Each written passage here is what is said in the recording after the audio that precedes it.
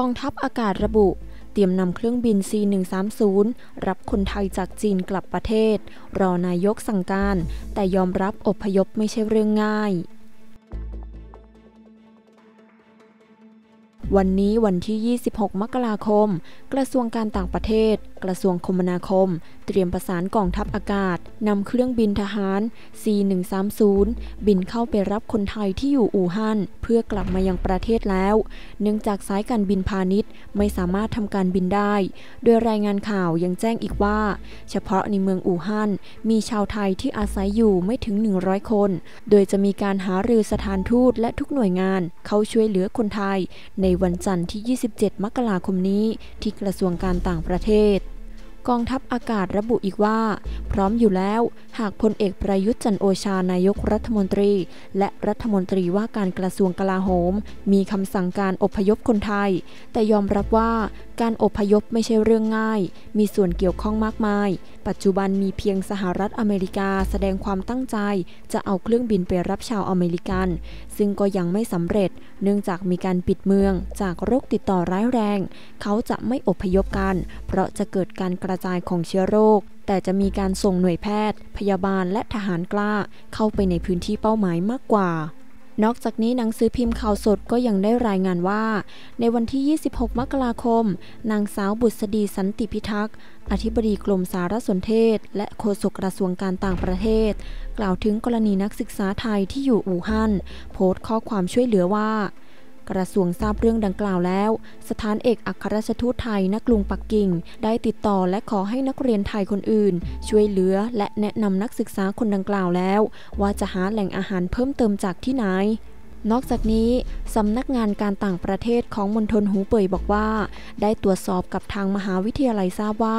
ร้านค้าและโรงอาหารเปิดตามปกติสำหรับสถานทูตประเทศต่างๆที่มีการอ้างถึงในโพสต์ขณะนี้ทราบว่ายังไม่ได้มีการดำเนินการอะไรเช่นกันทั้งนี้สืบเนื่องจากเมื่อเวลา 14:20 นาทีผู้สื่อข่าวรายงานว่าผู้ใช้เฟซบุ๊กที่ใช้ชื่อว่าพัฒนิชาคุดดำรงชัยซึ่งระบุว่าเป็นนักศึกษาชาวไทยของมหาวิทยาลัยอู่ฮั่นซึ่งตั้งอยู่ในเมืองอู่ฮั่นมณฑลหูเป่ยประเทศจีนได้โพสต์บอกเล่าสถานการณ์ที่เป็นอยู่โดยมีรายละเอียดดังนี้เราเป็นนักศึกษาของมหาวิทยาลัยอู่ฮั่นขอแจ้งสถานการณ์จริงของแท้ที่นักศึกษาส่วนใหญ่เป็นอยู่ณตอนนี้นักศึกษาส่วนใหญ่ไม่มีอาหารเพียงพอเพราะไม่ได้ซื้ออาหารกักตุนไว้เนื่องจากได้รับแจ้งเรื่องการปิดเมืองกระทันหันมากและไม่สามารถออกไปหาซื้อได้ที่ไหนเพราะเดินทางไปไหนมาไหนไม่ได้ร้านซุปเปอร์ใกล้มหาวิทยาลัยก็ขายจนหมดเกลี้ยงไม่มีอะไรเหลือตอนนี้เพื่อนนักศึกษาต่างชาติเช่นอเมริกันญี่ปุ่นอินโด